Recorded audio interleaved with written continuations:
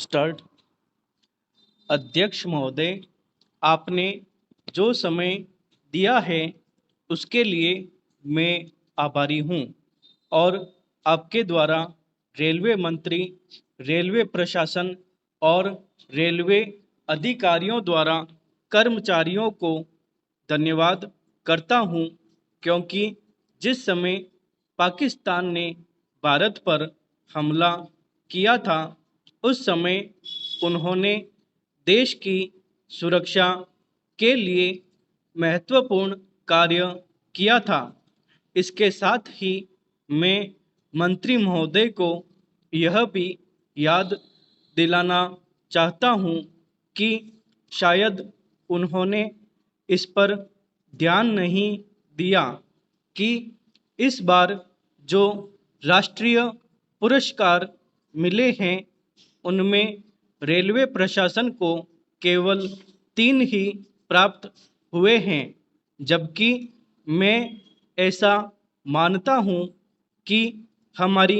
सेना के बाद यदि किसी ने युद्ध काल में अच्छा कार्य किया है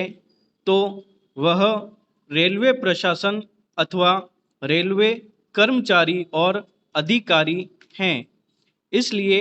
उनके मनोबल को कायम रखने के लिए और उनको प्रोत्साहित करने के लिए रेलवे मंत्री को इस बात का भी ध्यान रखना चाहिए और इसका प्रयत्न करना चाहिए कि जो भी इस प्रकार के प्रोत्साहन मिले उनमें रेलवे का विशेष ध्यान रखा जाए।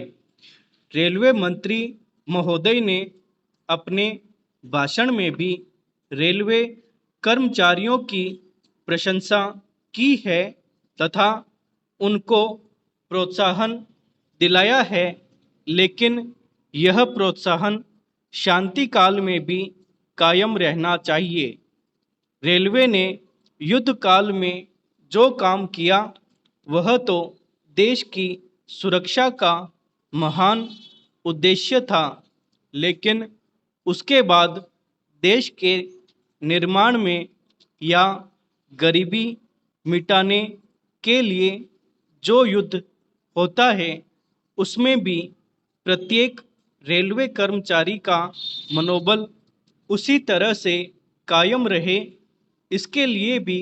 रेलवे मंत्री महोदय को कुछ कदम उठाने की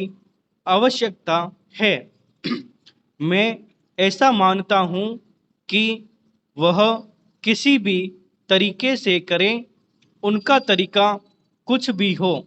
लेकिन उनको यह करना चाहिए कि रेलवे को जो भी लाभ हो उसमें जितने भी रेलवे कर्मचारी हैं सब हिस्सेदार हो। चाहे आप उनको बोनस के रूप में कुछ दें, चाहे किसी और रूप में दें, लेकिन हर वर्ग के रेलवे कर्मचारी को मालूम होना चाहिए कि यदि वह